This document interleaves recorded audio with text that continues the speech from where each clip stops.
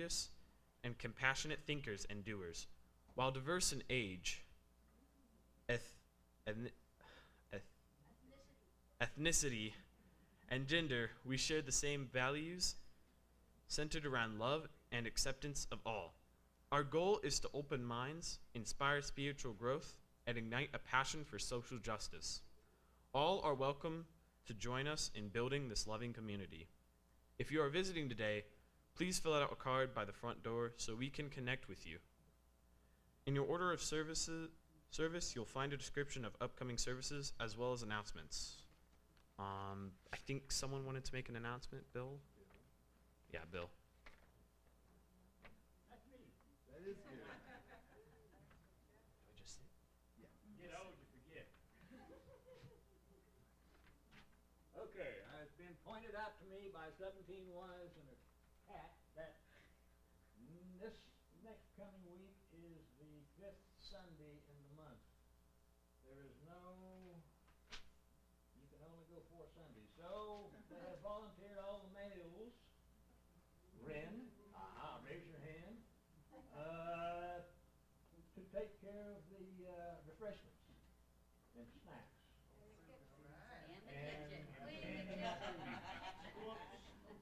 So, y'all have a job, figure out some food, bring in some stuff, somebody put out flags, somebody prepare, and I'll supervise.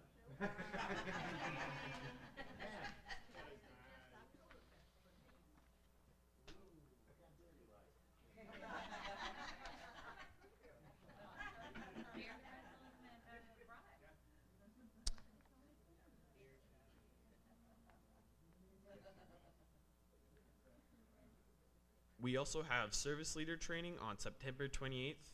If you would like to become a service leader, then that's for you. The UUFEC Fall Cleanup is on Saturday, October 12th from 8:30 noon. We'll be focusing on tree and shrub trimming, raking, and weeding the playground. Share the Plate in September. Our partner this month is Youth Village of Fort Walton Beach. And September donation drive. And this month we are supporting sexual assault victims with clothing donations. After the service, please stay for coffee, snacks, and conversation, followed by what we call second hour, where you have your choice of several small discussion groups. Today's options are Speaker Circle, Who to Help and How, led by Cal Adams, in the Harmony Room, and the Bible Thumper is rescheduled for another week. Yeah. I need to go home. More for Cal. Now, the prelude prepares us for the surface.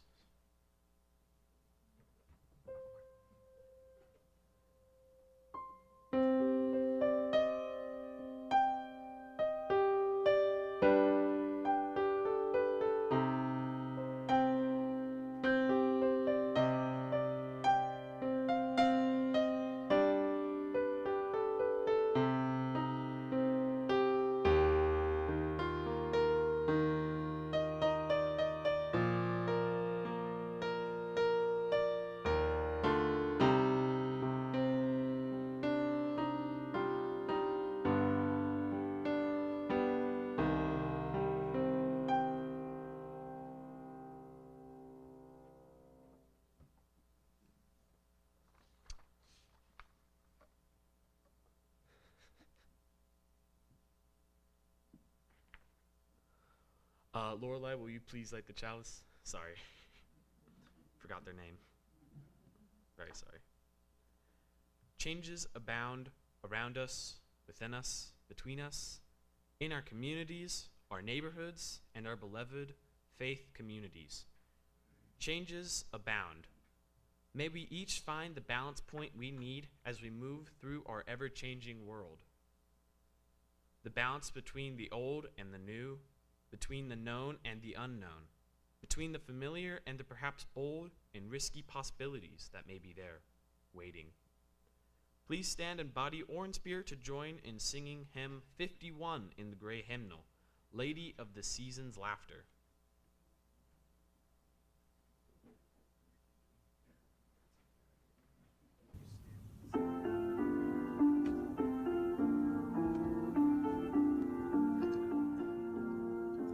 Lady of the season's laughter, in the summer's warmth be near. When the winter follows after, teach our spirits not to fear. Hold us in your steady mercy, Lady of the turning year.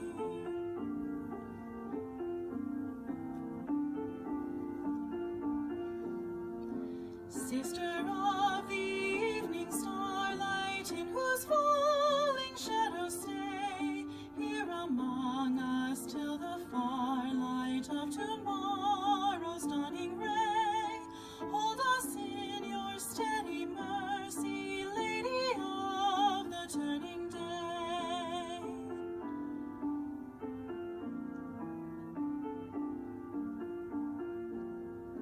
Mother of the generations, in whose love all life is worth, everlasting celebrations bring our labors safe to birth. Hold us in your steady mercy, Lady of the turning earth.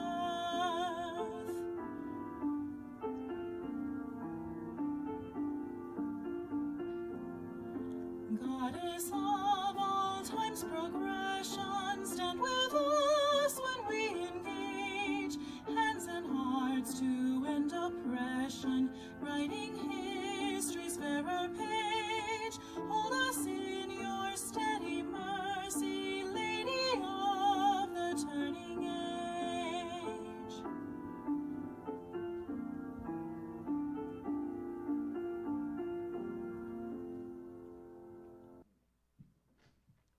All children are invited to come to the front for the Time for All Ages.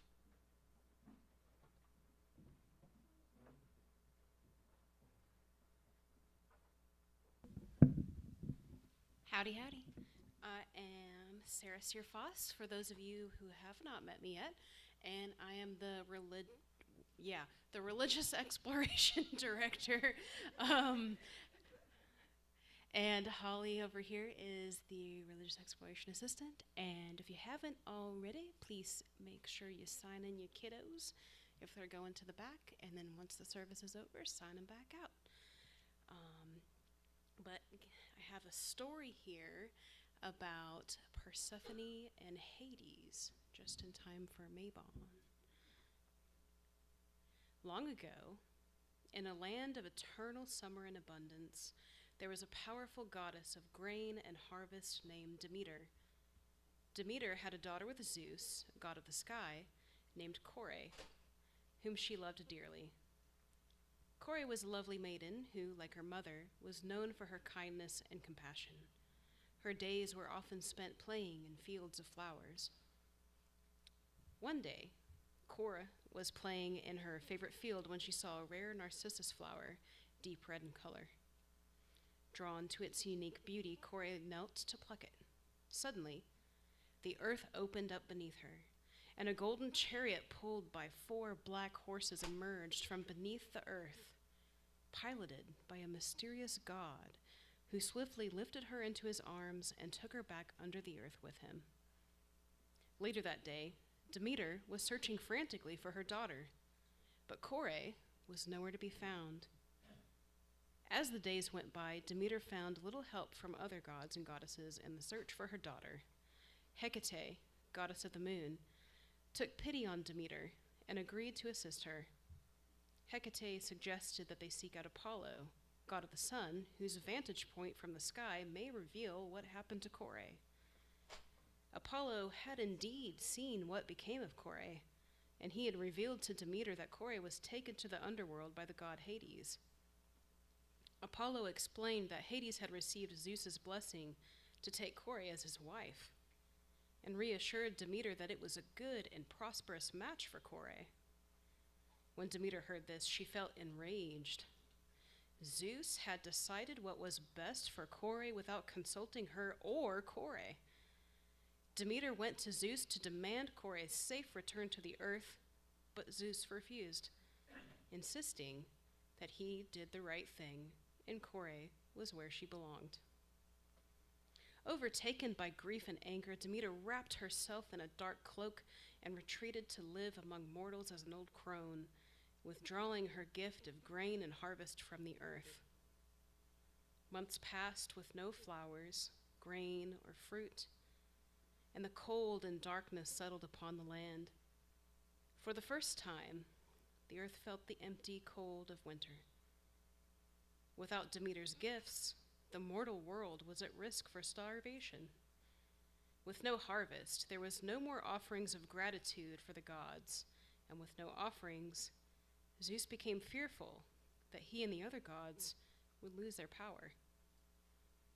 Finally, Zeus summoned Demeter and agreed to allow Kore to return from the underworld if only Demeter would restore the gifts of fertility and harvest to the land. Demeter agreed, and together they traveled to the underworld to retrieve her long-lost daughter. When Demeter saw Kore for the first time in the underworld, she was amazed at how confident and self-assured her daughter now looked. Kore was no longer just a maiden. She was now a goddess in her own right. Demeter happily exclaimed, "Kore, you are now free to return to the earth. Come with me, my daughter, and together we will restore fertility to the earth and make flowers bloom again." But Hades quickly interjected. "She cannot return to the earth. She has eaten the food of the underworld, and so by the law of the underworld must stay here with me." Demeter looked to her daughter in despair. "Is this true?" she asked. Kore did not deny it, but held her head up high. "Yes, it is. I have eaten the seeds of the pomegranate, and I have found important work here in the underworld, tending to the souls of the dead. I am no longer just Kore. Now I am Persephone, goddess of the underworld. But I see now that I am more than just one thing. I will return with you, mother, for half of the year to be the goddess of spring and rebirth. And when the sun has passed its zenith, I will return to my husband for the other half of the year to tend to my duties as goddess of the underworld." Amazed by Persephone's boldness and wisdom, Demeter, Zeus, and Hades all agreed to her plan. And so it was that abundance was restored to the earth with Persephone's return, and she became the goddess of spring and rebirth. And every autumn thereafter, Persephone's descent back to the underworld marked the beginning of the dark seasons, as Persephone tended the dead as the goddess of the underworld, and Demeter grieved the absence of her beloved daughter. All right, let's go to the back. Go now in peace, go now in peace. May the spirit of love surround you everywhere, everywhere you may go. Now is the time for sharing joys and concerns. You are invited to briefly share personal events in your life by dropping a pebble into the bowl or water silently, or while speaking a few words into the microphone so we may support each other in sorrows and celebrate together in joy. This is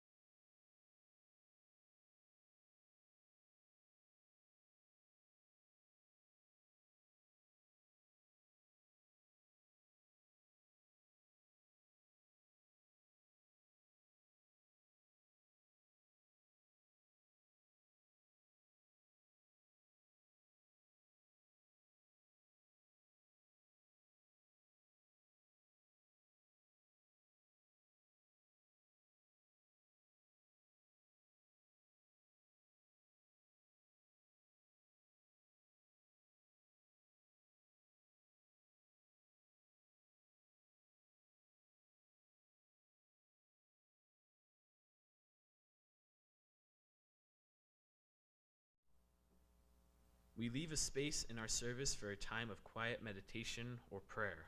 I welcome you to let go of your daily worries and just breathe together as one.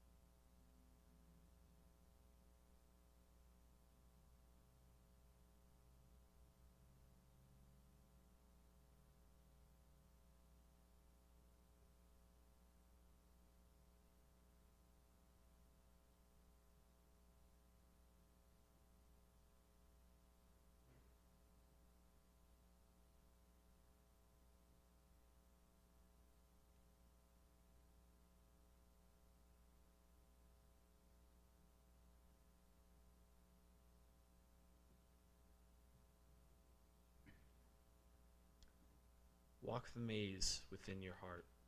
Guide your steps into its questioning curves. This labyrinth is a puzzle leading you deeper into your own truths. Listen in the twists and turns. Listen in the openness within all searching. Listen, a wisdom within you calls to a wisdom beyond you, and in that dialogue lies peace.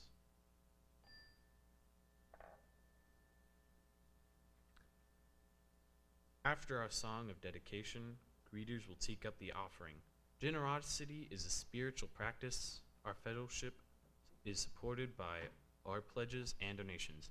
If you are paying your pledge with a check today, please make a note in the memo line.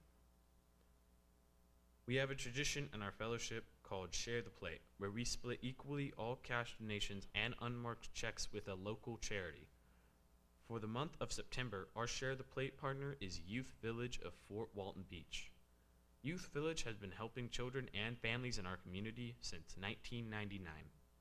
They are a nonprofit child care center that creates a safe place and provides educational and recreational services to children ages 2 through 12.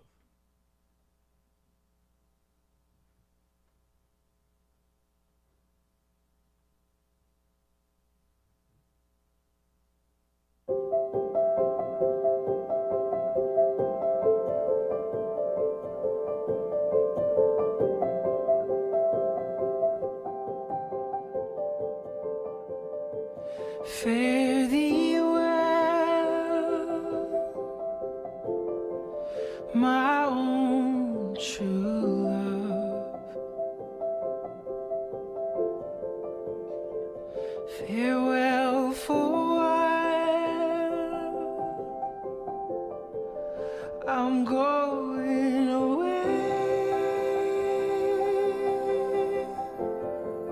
but I'll be back.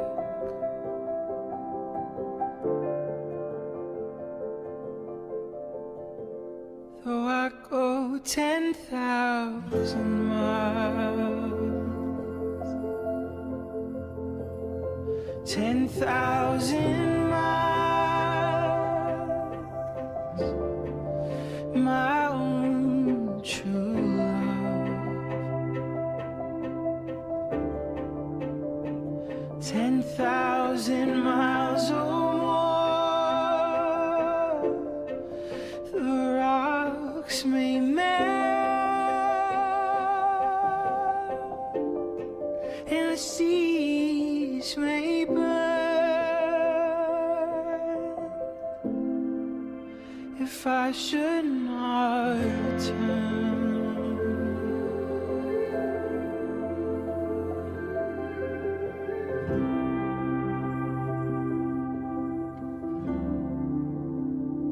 Oh, don't you see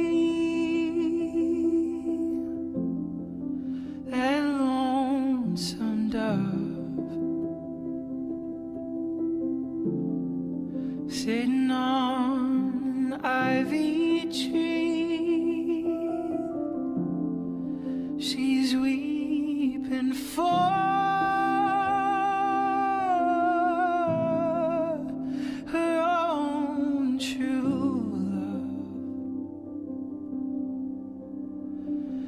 tears I shall weep for mine.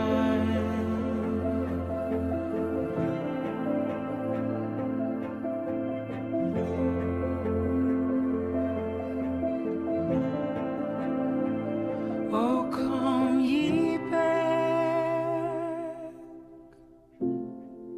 my own true love,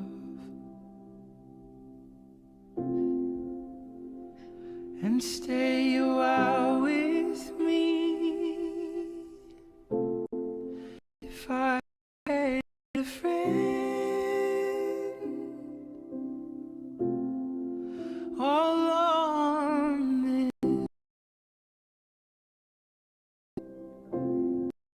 you're a friend to me.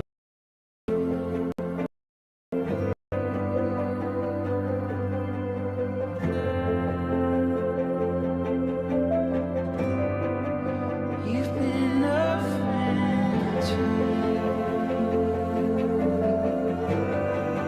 You've been a friend to me.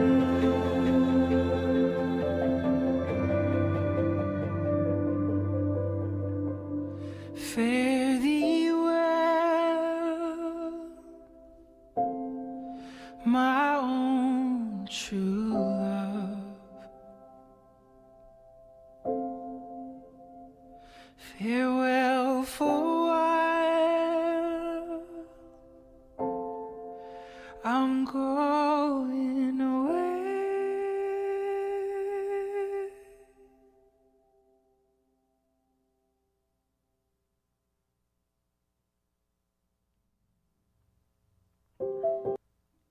Today's speaker is Melissa Winn. Melissa is a member of the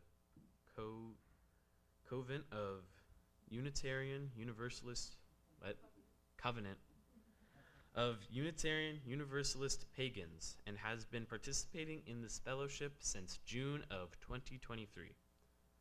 Melissa has a master's degree in psychology and counseling and works as a licensed mental health counselor, providing equine assisted psychotherapy in Crestview, Florida. As a military dependent for most of her life, Melissa has lived in all corners of the states, from Virginia to California and as far as south as Key West to the Emerald Island of Kodiak, Alaska. She has a love for animals with a wide variety of pets. As a mother of 3, she stays quite busy and loves to spend time in nature or with her equine co-workers in her free time.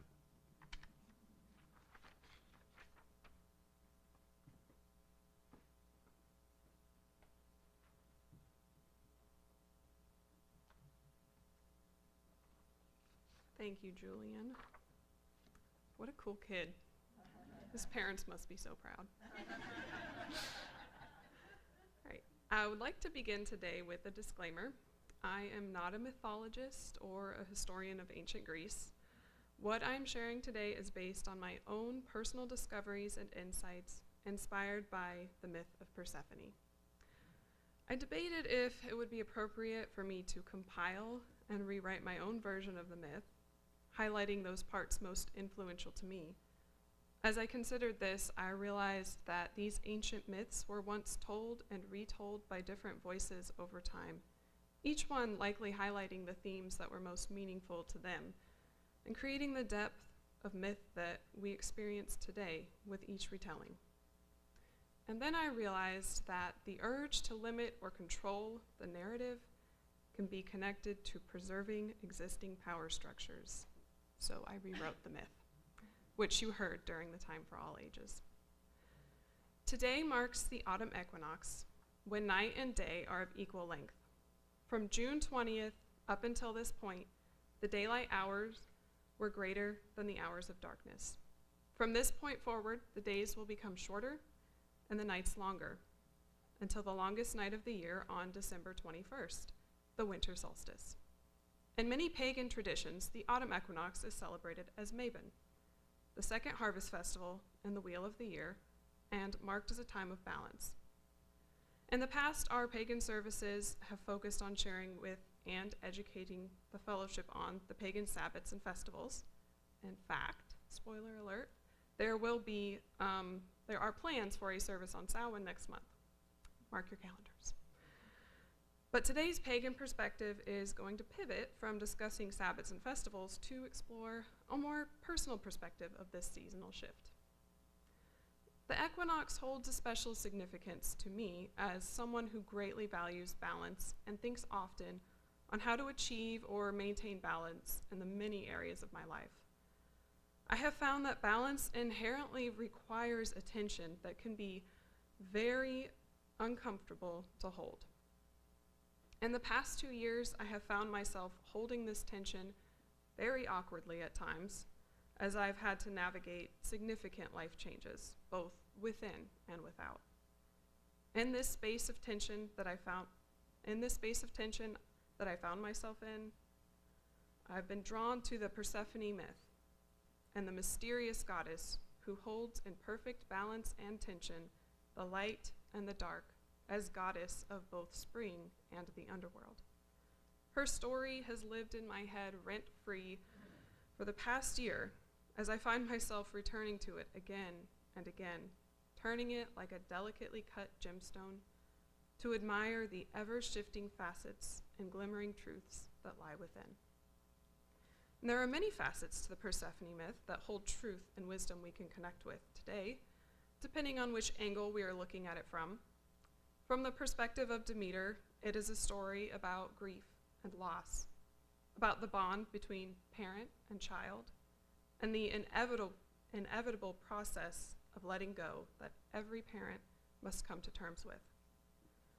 Turning it to another angle reveals a critical commentary on an unjust, patriarchal society in which women's fates are chosen for them without their consent, and how Demeter disrupted an unjust power structure through protest, a story that has played out over and over and over again throughout human history.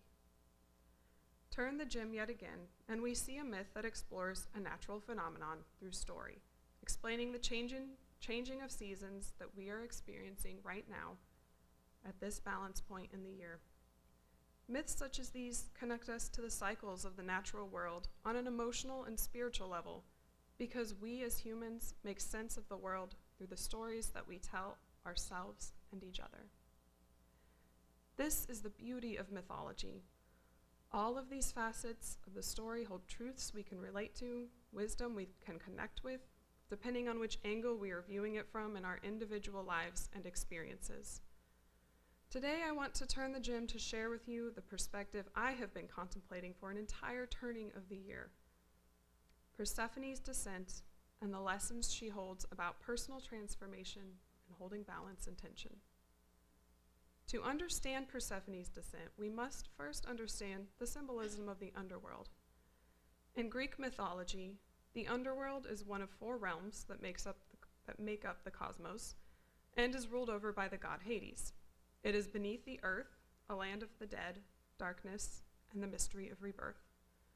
Most commonly, ancient Greeks believed in a form of reincarnation, and Hades and Persephone were the main deities charged with caring for souls as they made their journeys after death. Travel between realms was not common for Greek gods and goddesses. This was a privilege afforded to very few of them, and for mortals, traveling to and subsequently escaping from the underworld was considered impossible, though legends are told of heroes doing so. The most epic of myths and stories culminate in a hero traveling to some form of underworld to save a loved one. Tales of incredible courage in which the hero risks their own soul to save another. We see this theme echoed through time and culture in various myths, stories, and religions. Osiris of ancient Egypt, Odin of Norse mythology, Savrichi in Hinduism, Jesus in Christianity, and Persephone. It seems to become a deity of rebirth, one must first know death. We all, at some point in our lives, will face a moment in which it feels as if the ground is caving in under our feet, in which our entire reality is being swallowed whole by a force we don't yet know or understand, against our will or what we envisioned for ourselves. In Persephone's myth, the ground literally opened up and swallowed her. She descended into an unfamiliar place where no one could follow, a place where she could no longer access the beauty and bounty of the world she had once known, the things she had once given her life, the things that had once given her life meaning and purpose.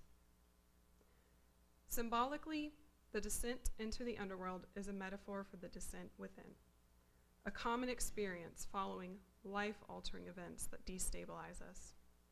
It could be the death of a loved one or another tragedy, a harm done to us, a moral injury. Sometimes it is something we initially chose that didn't turn out to be what we expected and left us feeling devastated and betrayed.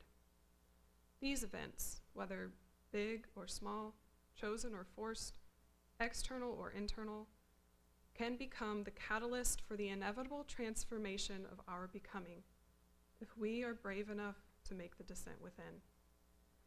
In the underworld of the soul, we must face the dangers and demons within ourselves and a figurative death of who we thought we were if we are to transform into our fuller, truer selves. In Jungian psychology, this is known as shadow work, a process of coming to identify and understand the parts of ourselves we have hidden from others and, many times, even our own selves. The fear, anger, loneliness, or grief that threatens to overwhelm us, the hurt done both to us and by us that we must heal and take responsibility for, the hatred we must untangle and learn to let go of, the losses we must learn to grieve. Yet it is in this darkness that transformation happens and growth is made possible. The seed germinates in the darkness of the earth. A caterpillar undergoes its metamorphosis in the darkness of a cocoon. An embryo develops into a fully formed human in the darkness of the womb. Persephone's own transformation is hidden in the darkness of the underworld. The various recountings of her myth reveal little about what happened to her after she was taken to the underworld. We know that at some point she ate the pomegranate seeds that bound her there, and some stories suggest a very real love developed between her and Hades. But the details of her transformation and inner journey remain secret. We can infer that when she arrived in the underworld as Kore, she was young, innocent, and naive, much like how we might see our former selves before life pulled the rug out from under us. I imagine that Kore, before she knew she was Persephone, felt scared, trapped, hopeless. For the first time in her existence, she had to rely on herself and her own inner wisdom. She had a choice in that dark place: to lose herself to despair and hopelessness, or to bravely embark on the journey of transformation. We know by the ending of the story that she chooses the latter, whatever that may have looked like. She chose to trust the process and open herself to the possibilities of who she can become in this new realm. I like to imagine Persephone in the darkness of her new home, sitting with the souls of the dead and hearing their fears and sorrows in a way that Hades never could, because she understands their fear and pain in the experience of powerlessness. I think about how those souls may have come to revere her, not because she held power over them, but because by listening to them and really hearing them, she empowered them. In turn, she herself became empowered.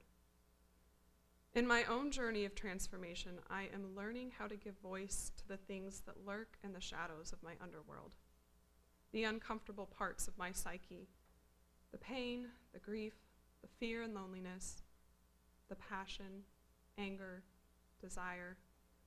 I have come to learn that these parts of myself have important things to say about me, about the world, and my place within it. When I take the time to listen, they can instruct me on what I need and how I need to show up in the world. Persephone did not choose her power as goddess of the underworld. She was thrust into a circumstance she likely would not have chosen for herself as Kore. But in that place, she faced her shadow, realizing that life was not all sunshine and fields of flowers. She learned how to listen to pain, fear, and hurt, how to sit with suffering. She experienced a transformation that only comes from a descent into the darkness, and in doing so, she was able to ascend to rule over the very thing that had once devoured her. On the other side of transformation is the tricky task of balancing who we once were with who we have become or are becoming, and navigating the tension that is created in dual identities. In order to perform her role as both goddess of spring and goddess of the underworld, Persephone is granted the ability to walk between realms. As I mentioned before, not all gods and goddesses of ancient Greece had the ability to freely travel between realms, fewer still with the frequency that Persephone experienced. I cannot imagine the whiplash Persephone must have felt going from tending to the dead in the underworld to making daisies bloom on the earth. Yet Persephone's role as goddess of the underworld was in perfect balance to her role as goddess of spring. I have a lot to learn from her about balancing roles and walking between worlds. Once we have experienced personal transformation, how do we show up authentically in our various roles that very often feel as if they exist in different worlds? In Persephone's myth, she has to sacrifice and compromise in order to live out both roles authentically. She can only be with her mother on earth for part of the year, and she can only be with her husband, Hades, in the underworld for part of the year. Her existence becomes a perpetual cycle of goodbyes. In other words, Persephone had to get really comfortable with being uncomfortable. Walking between worlds, belonging to both in part but none fully, is an isolating experience. What we see in Persephone is balance held in tension and done so with the grace of self-assurance. Persephone is not bothered by her contradictory nature that requires living in paradoxical realities. Instead, she is able to accept and fully embrace her dual identities, trusting that she is enough to hold them all, so long as she honors herself and the never-ending cycle of transformation both within and without. Transformation, after all, is about revealing the truth of ourselves. As we enter into the autumn season, may we allow ourselves to slow down and descend within. What shadows are there waiting to be heard? What is ready to die and be reborn in the next season? Where do our conflicting identities need to come into balance? Just as the world around us transforms with the shifting of the seasons, so we ourselves transform through our own shifting seasons. And who better to guide us into a season of transformation than a goddess of death and rebirth? As I have learned to embrace my pagan identity, I have found peace, harmony, and grounding in marking these seasonal shifts.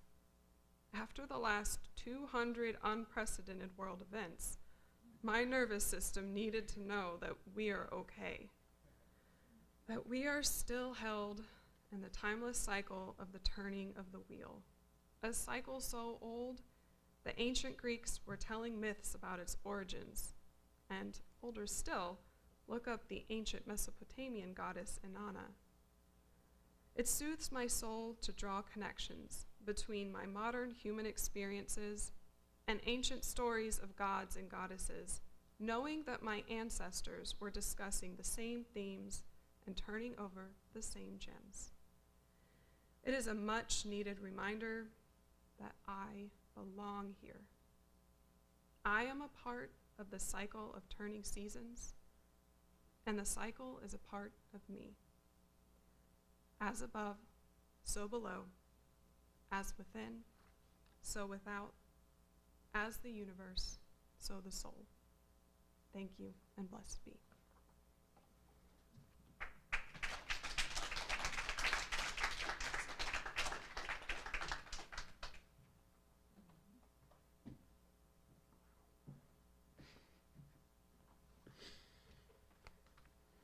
Please stand as you are able for our final hymn, Chant of the Seasons, verse 1, hymn number 73 in your gray hymnal.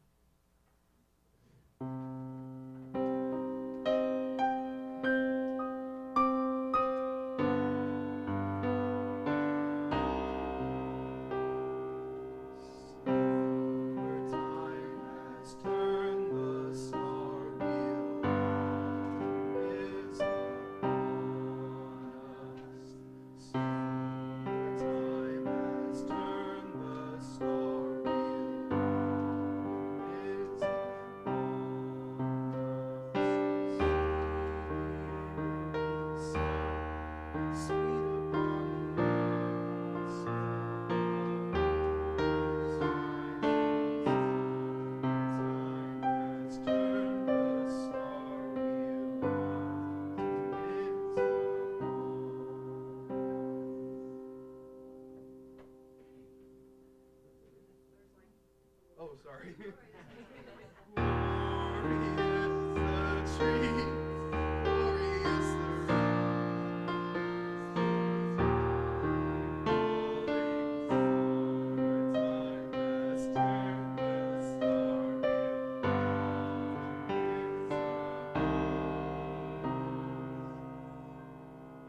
That's why we don't do this alone.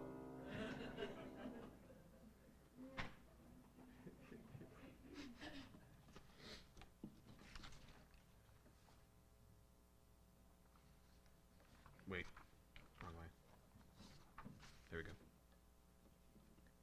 Help us to be the always hopeful, gardeners of the Spirit, who know that without darkness, nothing comes to birth as without light, nothing flowers. Please stay seated for the postlude.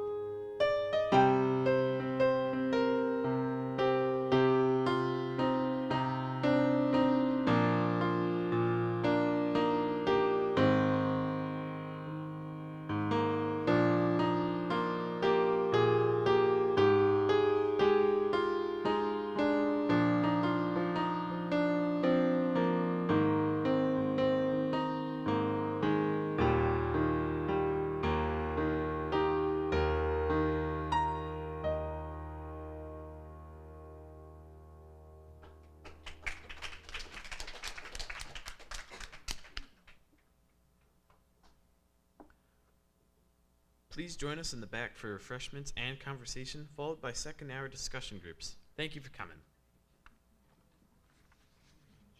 Oh, my bad.